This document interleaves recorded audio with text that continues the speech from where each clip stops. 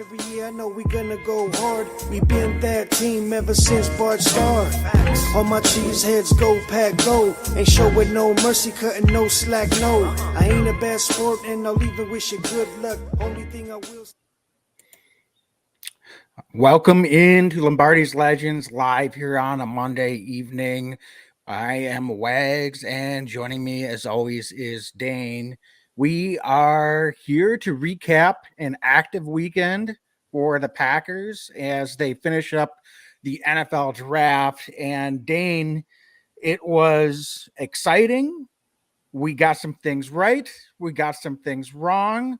But as a whole, I think we have to be pretty happy with how the Packers were able to address some of their needs and some of the value that they got with their selections. So, Dane, how are you feeling tonight, just overall coming out of the NFL draft?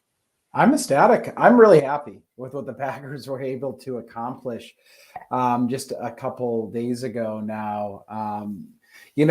Hindsight's always 2020, but being able to sleep on it a little bit over a couple days, it's why we wanted to record this on a Monday live, and y'all be listening to this on Tuesday, is because I wanted to kind of, let things settle in, sink in a little bit, and not give you that knee-jerk reaction. And I'll tell you what, I feel like the Packers really doubled down on the defensive side of the ball, got faster, got more aggressive. They invested in positions that they haven't as much higher round in the last couple of years. They just went ahead and did so with that. I like the wide receiver picks. I love the offensive line.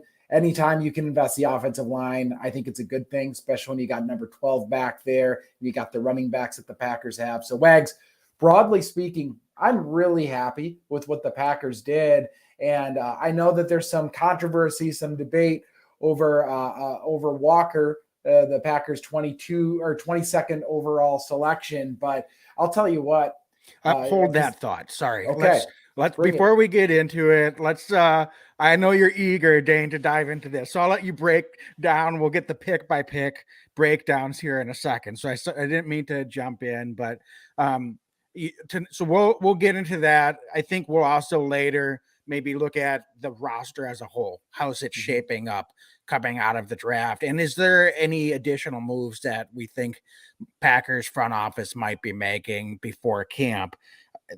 Dane, before we get into the draft selections, one thing that stood out to me that was a little bit of a surprise. We knew they were going to go O-line. They took 3 O-linemen in this draft. We knew they were going to go receiver. They took 3 wide receivers in this draft. We knew at some point they would get an edge. I'm surprised they only took 1 edge guy, but they're probably going to be looking at other ways to fill out some of the depth and competition for that position, apparently. One surprise to me was 2 defensive linemen. I thought they might take 1, but 2 defensive linemen was a little bit of a surprise to me.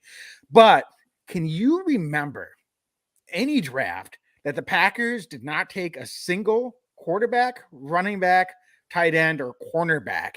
The 4 premium positions in the NFL, and the Packers didn't take a single one from any of those position groups. So pretty remarkable, but it shows that this front office, I think, had a plan and they stayed disciplined to their plan, and they really wanted to attack this board with having so many picks. Went into it with 11 and left with 10 picks after trading their 2 second rounders to move up for Christian Watson. So just overall, when you look at the position groups that they attacked, anything that stood out to you or any surprises as they broke things down? I suppose, not a ton of surprises. I think the 2 defensive tackles was a bit of a surprise for me, actually, as well. I thought that they'd sign another guy off the, undrafted free agency. I didn't think they'd necessarily invest in another guy. I thought they'd actually invest in another corner, to be completely honest with you, just to throw another young guy in the mix. They're deep up top, but then there's a lot of guys that are still trying to prove themselves on this roster. But overall, I really like what they did, especially when you get to the 4th, 5th, 6th, 7th round.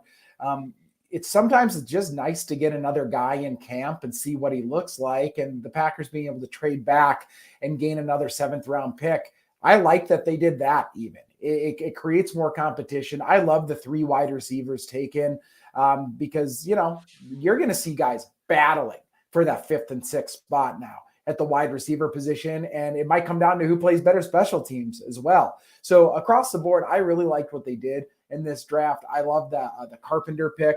We'll get it to him, but good special teams guy. There's a lot of guys that I thought they really landed on. So Wags, I say let's get into this. I'm curious your take on the Packers' first round selections, plural. But let's start with Kwai Walker, the number 22. He's going to wear number 7, off-ball inside linebacker from Georgia. How do you feel about the selection a couple days after our live broadcast?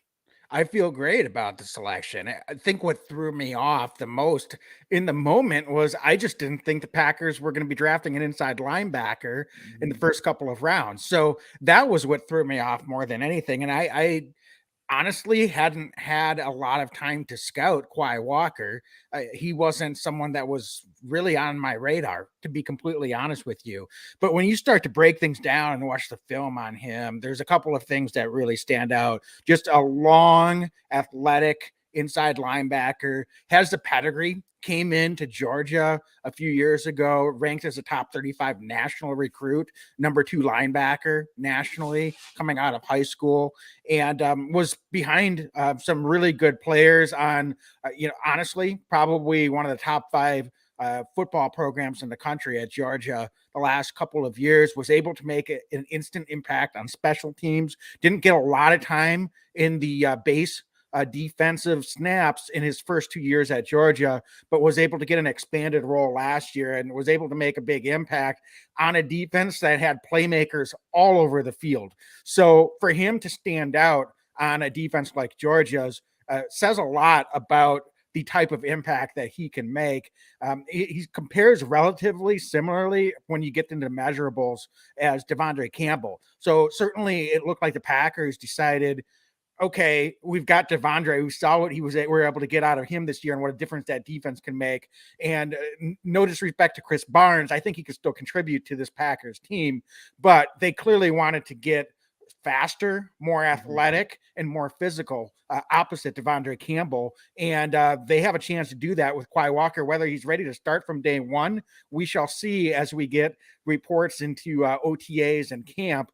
But certainly he's someone that projects to be able to help this team either way. And I know we're not drafting first rounders for special teams contributions, Dane, but he's someone that I think probably, hopefully is ready to come in right away, compete for a starting position. And I think we'll be a little bit more physical with Kwai Walker on the field next to Devondre Campbell, could really shore up some of this run defense. But I cut you off earlier, so I know you're like raring and go. So I got to turn this over to you and get your reactions as well. I mean, I'll tell you what, no, he's just big and he's fast. And that's a wicked combination with that athleticism that he possesses. I love the tools that Walker brings to this Packer defense. He's going to be able to run sideline to sideline. Talk about Wags. For years, we've looked in the middle of this Packers defense and we've gone, man, it'd be nice to have an athlete in the middle of that defense. Now we have 2, Devondre Campbell and Walker, pairing those 2 together, letting him really learn from Campbell as well, which is just what a person to play with, play next to. He's going to help cover up, I think, some of Walker's early mistakes, because all young guys make some mistakes early on. But Walker is just fast. He's athletic. And I love how quick he is to response. He seems to have like a real quick twitch, but like really seems to know that instinct, right? He's instinctually a good football player. So I don't know what else to say other than I think he's a really good fit for what the Packers are looking to get out of a first-round guy. Don't be surprised if he plays special teams. You mentioned that you're not drafting a first-round guy for special teams, but I think he's going to be contributing on a few different phases of this team, I think defensively, but also on special teams early in his career as he settles in as a defensive player. But he's going to, I mean, the Packers are sick of getting gutted in the run game. Last year, I thought they improved, but they still had their games where you got a little nervous, right? And you went, are we going to be able to stop the run? I think the Packers investing in Walker and then later on in Wyatt, the next first round guy we'll talk about, was a direct reflection of the Packers saying, No more of this. We are going to be a dominating defense next season with the talent that we have with the veterans and now this young mix. I love the blend that the Packers defense is looking to prove themselves. I think they're a top 5 defense if everybody gets on the same page. I really do. They've got all the tools. I love the direction they were going with Coach Barry. The Packers put in the work right now, and now we're going to see what they can do on the field. But I love the selection right away with Walker. It sets the tone of this defense.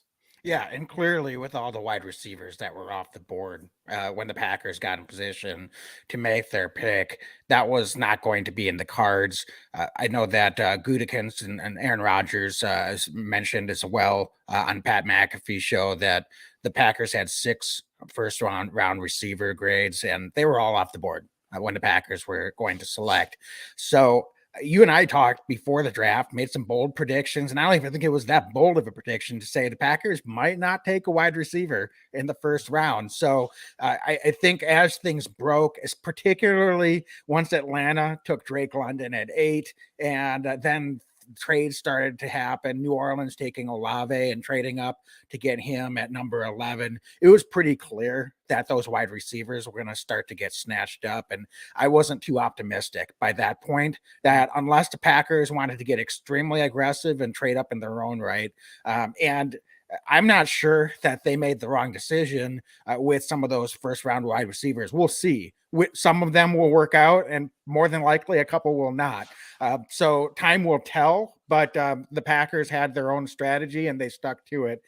So Dane, let's move then to the number 28 pick, Devonte Wyatt, defensive lineman. You said we wanted to shore up the run defense, and boom, right away with these first 2 selections, it's clear that that was addressing not maybe an immediate need at the defensive line position, considering we've got Kenny Clark, we've got Jaron Reed, we've got Dean Lowry, we've got TJ Slayton. So we had some depth and I think some talent at the position. However, with Lowry potentially being a cut candidate, depending on injuries and how camp goes, and Jaron Reed only a 1-year potential stopgap, I think it made sense that the Packers saw Devonte Wyatt as being a premium player and maybe a long-term fit and solution to improve the athleticism and output of this defensive line group. So were you surprised by this selection? I was not. I thought all along there's a decent, not knowing that the Packers are going to take D-line first round, but I thought there was a pretty decent chance they might. So when they saw him on the board at 28, I know Gutekunst said they thought long and hard about him at 22. So they were pretty pleased to have Devonte Wyatt at 28. What are your thoughts on this selection? And walk me through why it makes sense for the Packers. Well, Wags, not only are you not surprised, but if I'm not mistaken, in our mock draft, you took Devonte Wyatt in a mock draft that we did. So I didn't take Wyatt, but I did take defensive lineman. You took a defensive. It was Jones out of UConn, but Wyatt was gone from the mock draft. Otherwise, I would have taken him. You would have taken Devonte Wyatt. Yeah. He's a really good football player. I think is the first thing that really stands out to me. I love his size, Wags. I think that, he's played a ton of football. He's played 24 games during the last couple seasons. So he's been able to stay on the field as a big man, which I'm always curious and nervous about with some of these bigger guys. But Wags, he was a key piece to this Georgia Bulldog defense that just won a national championship, right? I mean, that's the deal right here. And he's a guy who's just big and he's physical. He takes up space. I mean, he's 300 plus pounds, right? I mean, he's just a big dude. I love his athleticism. He's listed as 6'3", over 300 pounds. So somebody that I really like that size that he's able to bring to the table. And I've been watching a ton of tape on him. I love defensive linemen. Off the line of scrimmage at the snap, he's going to punch you in the mouth. Every time he punches guys in the mouth. I love that about him. He's one of those guys that seems to be pretty darn quick as well. Sometimes you see these big dudes and, they really like to use their size to their advantage. I think Devonte Wyatt does that. But what really shocked me, or maybe I was just pleasantly surprised, was how quick he is with those movements despite his size. Something that you don't always see with some of those big guys. So I really like that. He's strong. He's strong through the hips too.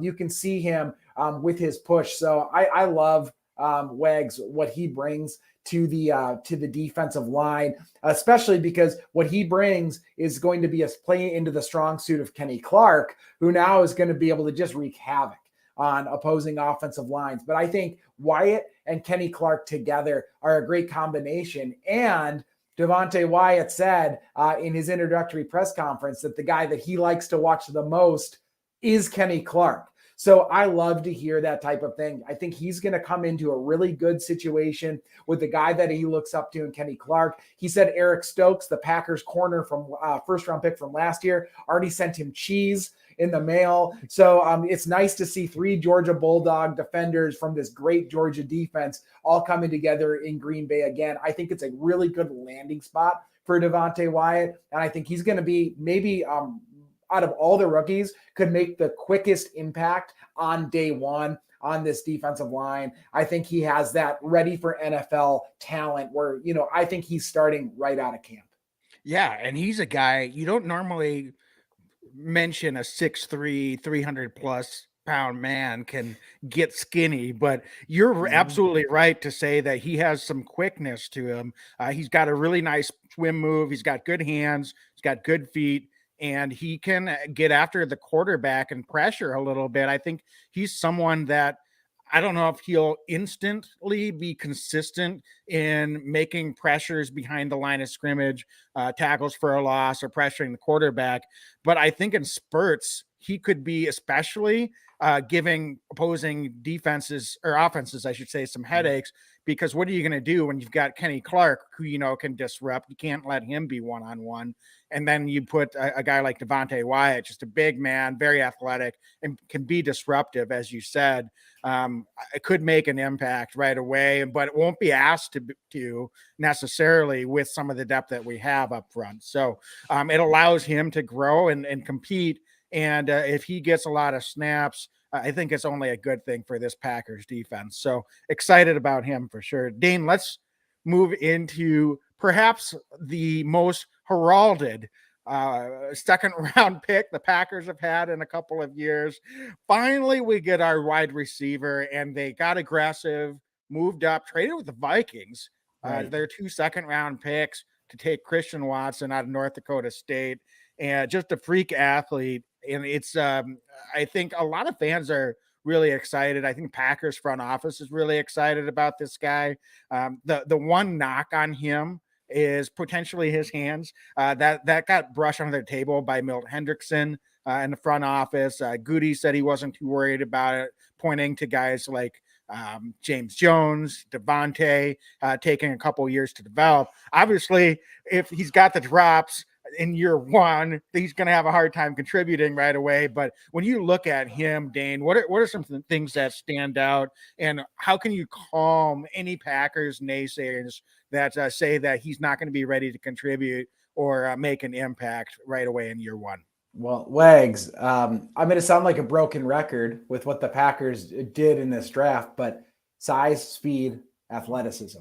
Yet again, he's a big dude. I don't think enough people realize how big he's 6'4". He's a big wide receiver. And Wags, I know we don't always care about 40 speed, but when we start talking about wide receivers with that size, that's running a 4.36 40-yard dash, the dude can absolutely fly.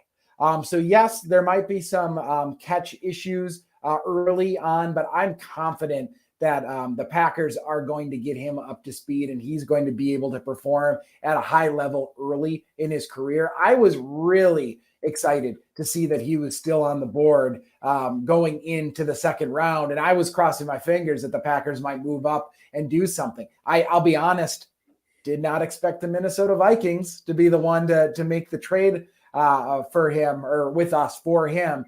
But I'll tell you what, Wags, he's one of those guys that just seems to be able to do it anyway. He was able to catch balls. He was able to run the ball. He's also a heck of a kick returner, which is, always something that sticks out to me, especially for a second round guy. Could be helpful there, at least early in his career. Also, something that we saw more and more of as he spent more time in college, his pass routes, I thought, got a lot better. If you go back and look at early Christian Watson to, a couple years in at college, you can see somebody who looks smoother in and out of his route tree. And that's really exciting to see because I think he's a naturally gifted athlete, but even great athletes sometimes just can't get the route tree down. Something that I really liked out of Watson was, he's doing a lot of the hard things and makes it look a lot easier than it is. Catching the ball should be the easiest thing, right? And I think that I have a feeling this dude's going to be playing in front of a jugs machine an awful lot. They're going to be working on his hands. But if you watch him play, although he's had some drop issues, I think naturally he catches the ball well with his hands. He's got really strong hands as well. Sometimes you'll see guys catching the ball with their chest, right? Or they can't really track the ball well. And it sounds crazy for a wide receiver, but you see it all the time, even at the NFL level. Christian Watson seems fluid and natural with catching the ball, just sometimes doesn't come down with the completion. I think that's something that he's going to be able to improve upon. And I think the Packers see that too, right? Otherwise, they're not trading up and doing what they just did. I think the Packers have a lot of confidence in Christian Watson. And dare I say, out of all the receivers, this guy's just as athletic as any of them. So now can he put it together at the next level, coming from a smaller college, making that leap to the NFL? That's a huge question. But I think somebody like Christian Watson can do it. His dad was an NFL player, actually drafted by the Green Bay Packers. So there's a good lineage there. We've seen that kind of translate in years past with father like son that can play at the NFL level. But I love what Christian Watson brings. Will he be ready week one to be the contributor? Might not be receiver one week one. But Wags, I think he's contributing as this season wears on. And I think he's going to have some big games for the Packers as early as this season. I think Rodgers is going to just keep feeding it to him. Yeah, I love it. One of the things that stood out to me and common theme, especially with the first 4 or 5 picks the Packers made, high relative athletic score. Actually, the highest relative athletic score for a Packer receiver drafted since their last first round receiver, Javon Walker, back in 2002. Wow. Almost identical. Christian Watson, 9.96, and Javon Walker was 9.98. So if he can make the type of impact early in his career that Javon Walker did, for some of you younger fans that maybe weren't around when Javon Walker was catching passes from Brett Favre, go look up some highlight tapes if you can find them. He certainly his career fizzled out a lot earlier than expected after he left the Packers due to injuries, but he was a talented wide receiver, particularly in the first 4 or 5 years in the league. So if Christian Watson can come anywhere close to that, I think he's going to make a lot of Packer fans very, very happy. So Dane, moving on then, I think before we get to our next pick, let's take a quick break and hear from our sponsor, DraftKings Sportsbook. It's not football season anymore, particularly after the draft is over. It's NBA playoff time now, but Dane, bring us up to speed. It's a common theme here on Lombardi's Legends when we talk about our sponsor, DraftKings. You and your wife, Andrea, have been active on DraftKings, so bring me up to speed on some of her selections and what she's been doing on DraftKings as NBA playoffs rolls on. Well, it's great. I mean, we're so fortunate we get to have the Milwaukee Bucks in addition to the Packers in the great state of Wisconsin. So football season's over, but the Bucks season is going full steam ahead right now. And, something that we were watching the Bucks, but now my wife, in addition to watching the games, really loving DraftKings Sportsbook. She used that promo code, folks, TPPN, and never used DraftKings Sportsbook before the football season started. Mostly a football fan, but now with the Bucks on, she's really enjoying sitting down. The game was on at noon on a Sunday. We were able to sit on the couch. The kid was sleeping, and she's watching Giannis just go nuts. And in addition to the Bucks winning and having a good time, she's winning a little bit of money because of DraftKings Sportsbook. Again, use promo code TPPN. Super fun, super easy to place bets. We love DraftKings Sportsbook. They make it easy for us. Yeah, so download the DraftKings Sportsbook app now. Use promo code TPPN. Bet $5 on any NBA team to win their game. You get $150 in free bets if they do. That's promo code TPPN, only at DraftKings Sportsbook.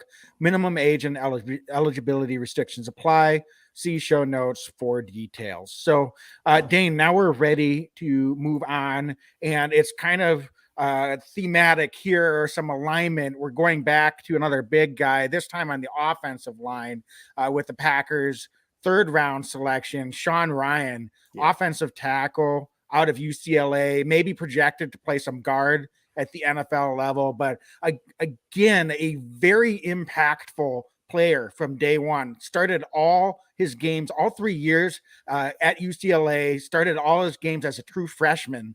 It was a top 60 rated recruit coming out of high school nationally. So pedigree, production, he's been very durable, just been a top line player. I think the Packers are very fortunate that Sean was available for them when they made their pick in the third round. I can't believe he was there. Real talk. I mean, dude that plays, 3+ years as a starter at left tackle for a major program and had the production that he had, still being available in round 3 is an absolute gift for the Packers. And Wags, dare I say, I wonder if they would have even gone offensive line if Sean hadn't kind of fallen to him at this spot.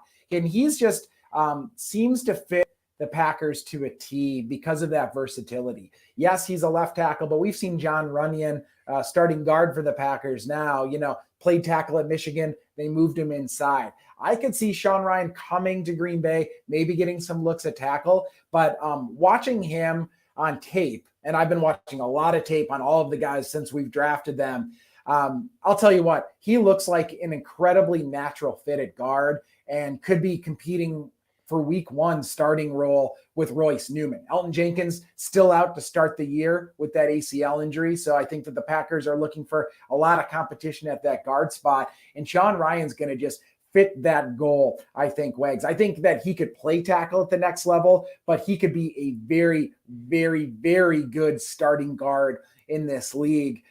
He's somebody that's just very forceful with his blocks, uses that hand placement incredibly well as well. You'll watch him just steering defensive linemen with their, that inside leverage that he's able to possess. So I really like that at the next level. Also freakishly athletic. Dude had a 33 plus inch vertical leap at 330 pounds or whatever the guy weighs. So he's an incredible athlete for his size as well. But Wags, I'm not sure his arm length is a little shorter than what I think most offensive tackles project at. So again, in a pinch could be a tackle, but I don't expect him to be competing for that right tackle spot. But I do see him at guard with Royce Newman kind of battling it out. And you can never have enough competition at that offensive line. But I really like this selection. I think he's a Packer person because he's going to be able to play across the offensive line. Yeah, I would expect that he'll get reps at both tackle and guard in camp, give him a look at multiple positions. But to your point, because of that arm length and maybe his height he's 6'5", but I don't know. He looks a little bit shorter than that. I think he slots in and with his body type as more of a guard. So that's part of the reason that he may have slid a little bit further than expected as well.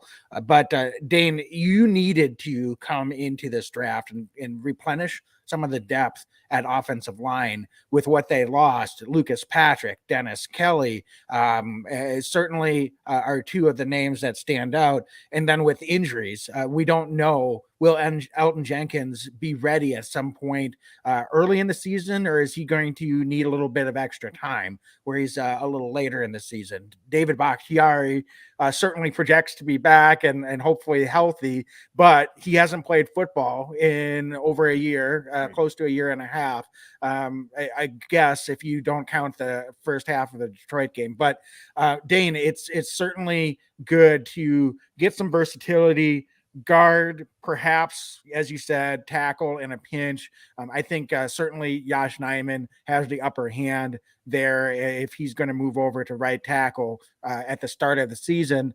But the Packers needed to get some additional bodies there. And Sean Rhyan, I really like what I see from him as well. So, Dane, let's move on then to the next selection. Another receiver, Romeo Doubs out of Nevada, and another guy that made an instant impact at the college level for Nevada. He was someone that came in, was able to make an impact both on special teams and then also as a receiver.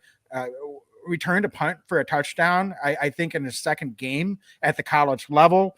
So Packers wanted to get a guy here, not only that could be productive as a wide receiver in his position, but it's certainly beneficial that we get another guy that projects to compete for perhaps the punt return job right away in his rookie season. I think they're going to give him some looks at that spot as well. Certainly isn't the main reason they drafted him, though. Again, very, very productive as a wide receiver throughout his career in Nevada.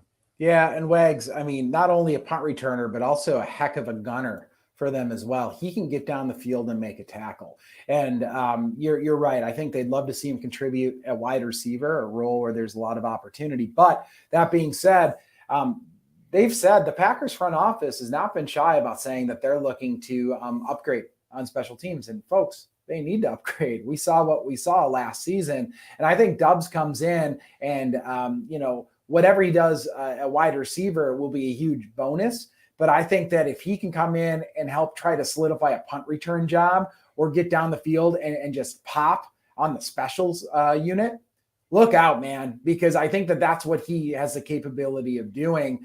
They're not gifting him a job or anything, but I think at the next level, he can be a key special teams contributor. But also, as you said, I mean, the tape doesn't lie. The guy's had multiple 1,000-yard receiving seasons. The guy knows how to get open. He's had some trouble with the press coverage at times. We'll see how he competes with that at the next level. I think the route tree needs to continue to grow, but that's what he's coming in for, right? He's going to get the coaching. The Packers always do this draft and develop. They lean on their good coaches to get these guys up to speed, but I think the sky's the limit for Romeo. I'm really excited to see what he can do. And he looks smooth returning punts in camp. And if he can get down the field as a gunner, Wags, I mean, look out, because they're looking for a guy that can do that on a consistent basis. For sure. And I think he's someone that even if he doesn't get a lot of looks at wide receiver early on, depending on what he's able to do when he gets into the Packers program and in camp, because of one knock for him was he maybe doesn't have the most developed route tree. Yeah. Nevada runs more of an air raid offensive style.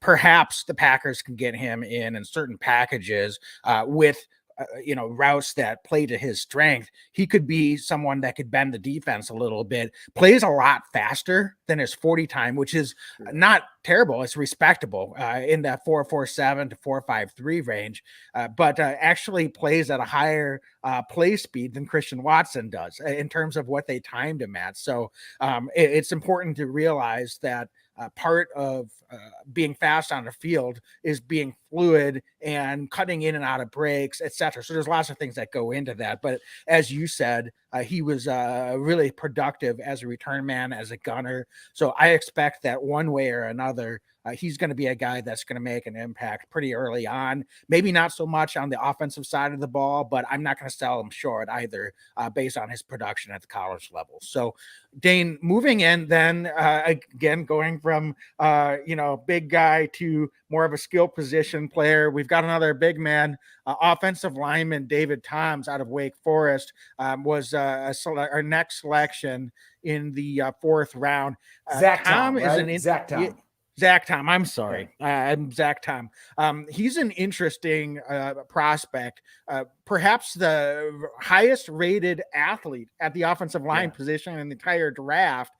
He played multiple positions his college career, played some center, played some tackle, played some guard. So versatility is the key here. One comp that I've seen from him from some pro scout evaluators is David Bacchiari, also a fourth round pick, the Packers. So I'm really excited with this selection as well. He's not the biggest guy, just a hair over 300 pounds. But I think is someone that the Packers are going to look long and hard at, also giving lots of reps across this offensive line group that needs to replenish the depth. Dare I say, he's probably the leading candidate in my mind to be kind of that swing backup after they lost Lucas Patrick, but perhaps with a little bit more high upside in terms of his athletic capabilities. So I'm really excited by this selection as well. You're right. I mean, he's such an interesting prospect. He's incredibly smart football player. I've been watching him. You can see him chirping at the line of scrimmage, shouting stuff out and everything that I've watched him. So he's a really good communicator. There's no doubt about that. But Wags, I mean, play tackle, he can play center. I'm guessing the Packers think he can play guard too, if he can play those two positions. And I love that. About what he's able to do, and he's such a natural fluid blocker. Something that I noticed with him, some of these steps, he's just so at ease at being fluid with his movement and down blocks. And I think at the next level, he's going to be really, really good. I love his hand placement as well, but he's just fast. I love his speed off the line of scrimmage. You said not the biggest guy. He's actually he almost looks like a linebacker to me, playing offensive line. So it's really interesting. He looks like a guy who's seeking out a hit every time he's on the field, and he's able to kind of really, get in the face of the opposing defensive player. So I like the Zach Tom pick. I agree. I'm not sure if he's the starter necessarily projecting every week guy, but I think he's a guy who's definitely going to fight his backside off. He's so smart though. You can never bet somebody like that out. And the Packers, as you mentioned with Bacchiari, but so many guys over the years are guys that were not first or second round offensive alignment picks that come in and end up being long-term starters for the Packers. So all bets are off with somebody like Zach Tom. He's such a good athlete that I'm just excited to see him come in here. And I think he's going to know the playbook inside and out. He's probably studying as we're recording this. He's just that kind of guy. Yeah, you talk about his how bright he is. His dad's a mathematics professor. And I didn't know that. His mom's an IT professional. Wow. His older brother also has played for the Saints and Dolphins. So he certainly has some good family traits that he's inherited. So I think he's definitely going to be someone that will be involved, and a name that we know as camp rolls on for sure. So Dane, looking then ahead, here's the next pick, another exciting pick. I mean, this is just kind of keeps going here, right? Kingsley Enagbare out of South Carolina, edge guy, and kind of projected to be more of a mid to late second day pick, slides all the way to Packers in the 5th round, and a position, dare I say, of need, particularly from a depth standpoint. I'm really excited about this pick as well. SEC guy, was able to make an impact early on in his college career. So what can you tell us about Kingsley, and how do you see him slotting in early on with the Packers as well? So the first thing I know about him is they call him JJ because he's a big JJ the jet plane guy. So I've heard that he loves to be called JJ. So, I got to tell you, though, I can't believe, Wags. I can't believe he was there in the 5th round. Real talk. He actually reminds me a lot of Preston Smith right off the bat. He is just a big, strong edge rusher that the Packers need. He's a guy who I see projecting behind Preston Smith to start his career, but somebody that's going to set an edge, and he's just going to be physical at every step of his career for the Packers. So I'm extremely excited to see what he's able to do. Big guy, Wags. He's like 260 pounds. He's got those big, long arms. He's able to lock guys out, and a ton of holding penalties against him in his collegiate career. So the sack numbers aren't necessarily there, but guys are just draped all over him throughout his career. You're seeing guys grabbing jersey on him constantly because he's just so powerful. I think he needs to work on that lateral quickness a little bit, but I think that's something that these guys add to their repertoire, and who better to help add that to your repertoire than Preston Smith and Rashaan Gary. We saw Rashaan Gary coming in his rookie year, had a move or two, and then with Big Z and Preston, you saw him add to that. And I think that to that arsenal. And I think that JJ is going to be able to really add to that over the next year or two. And here's the other thing. The Packers aren't asking him to come in and play 45 snaps on defense right away in every game, right? They're asking him to come in and give some of these other guys a rest, get some snaps, make an impact on a short amount of snaps. I really like this fit for him, not only with the veteran presence, but I'll tell you what, even going into this pick, Packers front office said they were actually pretty comfortable with where they were at with their edge position. And guess what? I mean, when JJ dropped all the way to the 5th round, I mean, you have to kind of adjust your draft board a little bit, I think. So I really like what he's able to do. He's very explosive off the line of scrimmage, and I think he's a really good fit for what this Packers defense does, especially hand in hand with Preston Smith. Really, I think a natural comp is Preston Smith, and how exciting is that? Yeah, for sure. Not necessarily a guy that his sack numbers pop off the page, but was able to be extremely disruptive with pressures and make a lot of plays all across the field. So, Dane, then moving into the 7th round, and this is an interesting guy. I know you want to talk a lot about Tariq Carpenter, safety out of Georgia Tech.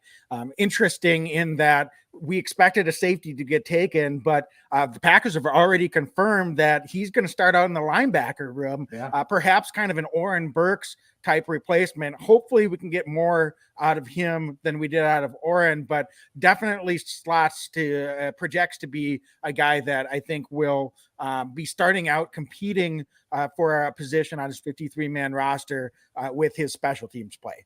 It's clearly that this is the type of player that the Packers were looking for. When you get into the 7th round, now I'm totally fine if they draft purely based on special teams potential contributions, and not to sell him short, because he might potentially develop as an inside linebacker, but that's not what the Packers are expecting him to come in from day one and compete for reps on this base defense. They've got plenty of guys ahead of Tariq Carpenter for that role. Again, not to sell him short, but clearly a guy that they feel can make that transition and potentially contribute special teams starting out at the next level. But I know you are chomping at the bit to jump in here, Dane. So tell us how you feel about Tariq Carpenter.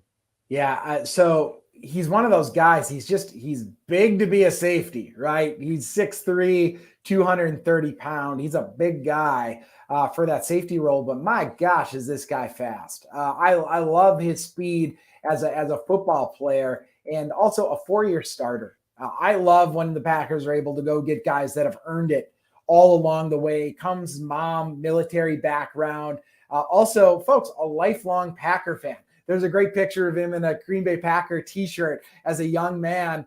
So I know he's excited to be a Green Bay Packer. But Wags, he's fast downhill. And you just notice right away that he can run range across the field, sideline to sideline. Also a very good cover guy. So, excuse me. So really like what he's going to be able to bring. He's going to have to earn a spot. It's kind of like, what was it? Joe Thomas a number of years ago, the linebacker who's still in the league. And then, as you mentioned, Oren Burks kind of replaced Joe Thomas. I think the Packers are still trying to find that guy that can kind of play that flex role. And I think that, that hybrid safety linebacker role, and I'm hopeful Tariq Carpenter is the guy who can do that. But I like his coverage skills, but really he's going to earn that bread and butter on special teams. As you mentioned, he's going to have to pop on special teams, I think, to earn a roster spot. But on the defensive side, he could even maybe, I think, play some of that third safety role. It'll be interesting to see where they put him, but I think he's going to be kind of trial and error a little bit on this defense and see what sticks with him. Yeah, for sure. So next in the 7th round, another defensive tackle, Jonathan Ford out of Miami, big man, listed at 315, but he has already said that he's 340. So 6'5", and this is a guy that might be a little bit of a project, just in terms of his ability on the field. His technique will probably need a little bit of coaching up. A former teammate, Jonathan Garvin, who was also a 7th round pick, Packers a couple years ago. So maybe similar in that regard. I think his path early on probably projects more as a depth piece in case there's any injuries. He's played some 3 technique, but probably more likely projects as a 1 technique defensive tackle based on his size in the NFL.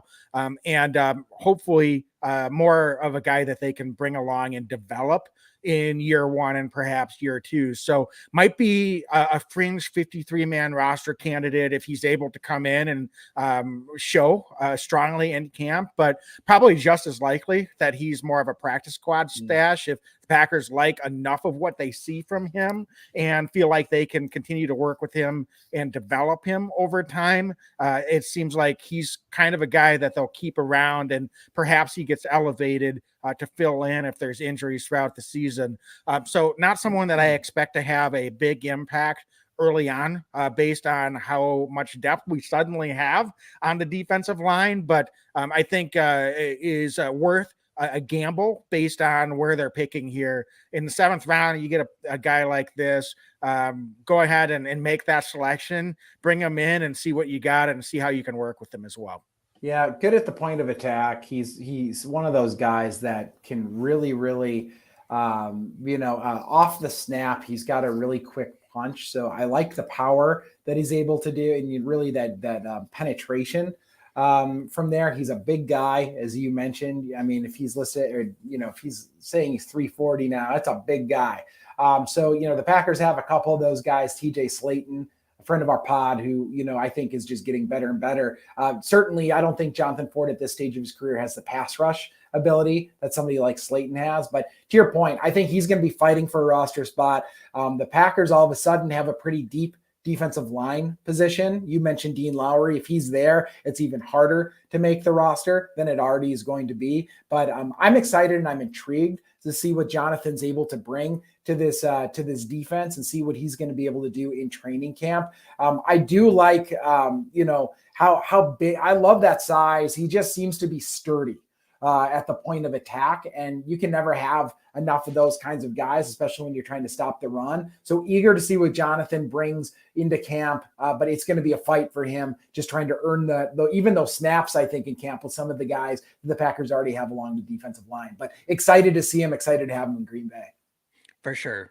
So moving along, we stay in the 7th round, another offensive tackle to round out our offensive line picks. Rasheed Walker out of Penn State, 6'6", 313. Dane, this is a guy that had talent-wise and perhaps earlier in his college career projected to perhaps be a top 3, or not top 3, but a pick in the top 3 rounds, maybe even a little bit higher. Had some injuries that he battled late in his college career, but started a lot of games last 2 seasons at left tackle. And I think he's another guy that could be a swing tackle. Certainly the Packers, based on where they're drafting him, probably is going to have to come in and compete hard and show that he can be worthy of a 53-man roster selection. But perhaps similarly to Ford, a guy that they can work with and develop, and if they like what they see, can stash. So Dane, tell us what you think about Walker and what some of the underlying metrics say about him and how he could slot in with the Packers as well. Well, yeah, you've got to wonder what would have happened if he hadn't had some of these injury issues, because he is a big, solid offensive lineman, played a lot of tackle over there at Penn State. And what we saw time and again is pass rushers in particular needed to be creative to try to beat him, because if you're trying to just bull rush him, you're not going to have a lot of success against Rasheed Walker. He just wasn't allowing that. He's incredibly strong and firm, I think, in his blocking. He's also a very good drive blocker in the run game. We saw him, driving guys, a lot of pancakes with Rasheed Walker. I think that the issues that we've seen with him, in addition to the injuries, which I think is a concern for some teams and probably why he fell, is sometimes I've been watching him and he gets a little wide in his stance, and he gets a little, when you're grabbing at him, you can see that the pad level get a little rocked back and forth. But I think that that's all correctable. I'll tell you what, and I'm not just being a homer because I'm a Packer fan. I love the offensive line selections across the board that the Packers made. And Rasheed Walker, without the injury pass, I think this dude's a 5th rounder, 4th rounder, if not even higher than that. So I think he's a guy that could certainly earn a spot on this team, at the very least a practice squad spot. But I like the upside that Rasheed has. He just seems to kind of have that nasty streak that the Packers like in their offensive linemen. So curious to see him get into camp because Wags, I like what he brings. I really do. Yeah, absolutely. I do as well. And there's some pretty funny YouTube clips of him that you guys might want to go check out of him pancake blocking a guy. We're hoping to get him on and interview him. So we want to talk to him about that. But if you have time, just go check him out on YouTube. It will definitely give you a chuckle. So we'll try to share it if he is able to join us at some point and get a good conversation about that. But anyway, Dane, moving into the last of the Packers draft selections, Samore Toure out of Nebraska, started his career in Montana at the FCS level and extremely productive college player. I'll tell you what, as another late round wide receiver selection, I really like this pick. He's perhaps not projected as having some of the raw size and athletic ability, but the guy averaged 19 and a half yards per catch at Nebraska, playing some top line competition. I know Nebraska's got knocked for those that watch college football last few years, but they were an extremely competitive team, lost by less than a touchdown to basically everyone they played, including Ohio State, Wisconsin, Michigan, Iowa. They were right there in all of those games, and Toure popped off the screen in his last season at Montana in a bowl game. Caught 303 yards receiving, Dane. That's just insane level of production. Almost 1,500 yards receiving his junior year at Montana, and was able to carry that over. The reason he transferred wasn't just to get to a higher level at the college level, but Montana shut down due to COVID in fall of 2020. So wanted to keep playing football, went to Nebraska, and I'll tell you what, was able to be extremely productive in his short time there as well. So I'm looking forward. He might be kind of a sneaky guy that could be competing ahead of a couple of their earlier wide receiver selections to get on the field offensively, just because of his route tree and how developed he is on some of those things that, you can't just measure. And I'll tell you what, if he makes a early, and I don't want to take the words out of your mouth because it looks like that was exactly what you're going to say, but if he makes an early connection, probably more likely with reps with Jordan Love, and then all of a sudden starts getting some reps with Rodgers, and they're like, hey, we like this guy. I think he's definitely someone to be watching for in camp, as well as, he came out of nowhere, surprise of camp. We've got these other wide receivers, but it's Toure that could be making the push for the early playing time and the early impact. Wags, he's smooth in his route tree. He catches the ball, and he's a nasty blocker for a wide receiver. It sounds like a Packer wideout to me. And he's a grinder. You mentioned, went to Montana, came to Nebraska, loves the game of football. You can see that when you watch him. He plays with a lot of joy. So I'm really excited to see what Toure is able to do in Green Bay, but I think that he adds a dimension, and he's kind of a bit of a gadget guy, or could theoretically be as well. I know Nebraska played around with him in different position roles and kind of moved around and tried to manufacture to get the ball in his hands. Wouldn't be surprised in Green Bay if, you see the ball in his hands a couple times, you go, okay, we need to see a little bit more of that. I just really like what he brings. Totally different position, different style player. But I thought last year's in the preseason, Kylan Hill was kind of a guy that just popped before the injury. And I wouldn't be surprised if Toure this year is kind of that Kylan Hill-esque player where you just go, whoa, who's that guy? And every time you see him on the field, you just notice that he's there. I think he could be that kind of player in this offense this season. Yeah, for sure. So that wraps up our picks. Dane, just to put you on the spot, if you had to choose which of these picks you like the most, based on your own criteria. Maybe Yeah. you just like them the most as a player based on what you've seen and evaluated so far. What was the best value? Whatever you want to use for your criteria. Who's the guy that stands out to you, or who would you pick as that early favorite selection the Packers made in this group?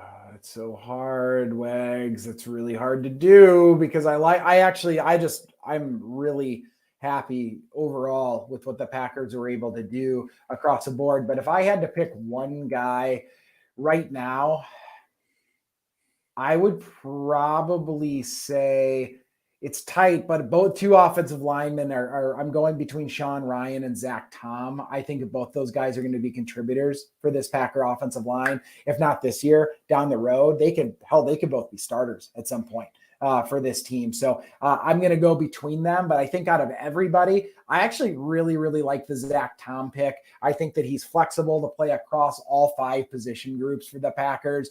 May not be an immediate starter, but somebody who the Packers will lean on at some point in his career, and he's going to show up. Kind of a Lucas Patrick style guy. You know, I loved Lucas Patrick, so I like him a lot, but I really like Sean Ryan as well. I think that he's somebody who's going to be an impact, and he could be a starting guard week 1. Yeah. What about you? I'm curious who you've got. And those are 2 names, but I'll just go with a different one. And I'm going to go with Devonte Wyatt. I think he's primed to make an impact early on, even though we've got some veterans perhaps in front of him on the depth chart to start off with. He's going to have to compete for snaps, but I think his ability to make an impact and just be disruptive in the backfield, both as tackles for a loss, as well as potentially getting some pressures on the quarterback, could pose some significant problems for opposing offenses that are going to have to choose between continuing to double Kenny Clark and how Clark usually is disruptive even with the double team. And then you've got someone like Devonte Wyatt that can be very, very disruptive and is quick. And as you succinctly said in your evaluation, just punches guys off the line of scrimmage. So I really like that selection. I get that it wasn't necessarily on paper an immediate need, but I like what that could potentially do for this defense. And certainly Kwai Walker is a huge piece of that as well. But for this defense, the one real weakness that was remaining after last season, I thought they definitely took a level up, even with some injuries, especially to Jair, was that run defense. And with these 2 first picks in the first round, I think maybe not immediate playing time guys in terms of the number of snaps that they're getting or if they're starting, but could really, really help this defense to eliminate that as a weakness.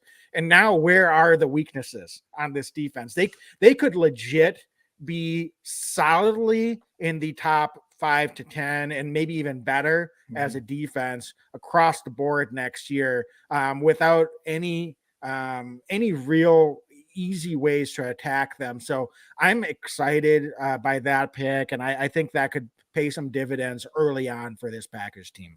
I love it. How exciting, right? I mean, this was a fun draft, and I feel like the Packers were taking needs, but they let the draft come to them across the board. They really did. They doubled down, tripled down at a couple positions where you always want to triple down on. It was great. And I think that they left with one of the most athletic wide receivers in the draft, a heck of a defensive lineman, heck of a linebacker, some of these offensive linemen, and then some guys later on that can just really could potentially stick. So I feel great about this draft. And dare I say, this is an A draft for me. I think that they did a really good job. Now, remains to be seen. We'll see how these guys show up once they get to camp.